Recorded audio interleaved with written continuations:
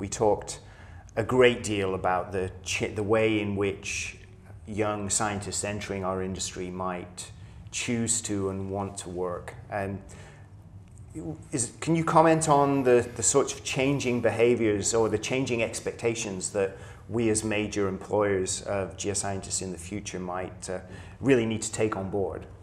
So the world of work is changing, and we see this in the work that we do, but also the data that we collect. So across oil and gas, C-suite industries, we asked what are the chances of significant business disruption taking place in your business in the next 3 years? And in oil and gas, I was north of 85% of C-suite said yes, significant business disruption. And I think that is echoing some of the challenges that the industry has been facing and as the transition goes forward. But also, I think you start to see echoes of the way that work is changing.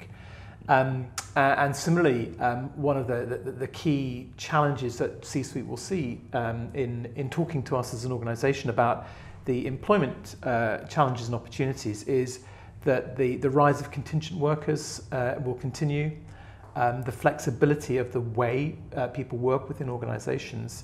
The number one reason why people leave the oil and gas industry from some survey that we did we did earlier this year was the lack of flexibility in the way that organisations will allow individuals to work.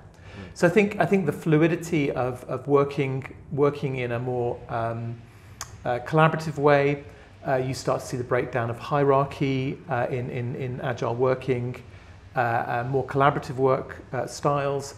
Means there's going to be some very big changes for large organisations as they try to harness all this great people potential to deliver through a period of potential turbulence, disruption and change as the industry makes a transition. I mean, some people will find that quite a scary concept. I think it's a really exciting concept because the industry is making this change. It needs to do it in a well thought through, mannered way, but it needs to do it relatively quickly. And so I think for those exploring the industry for employment opportunities, it's going to be right at the centre of quite a lot of opportunities.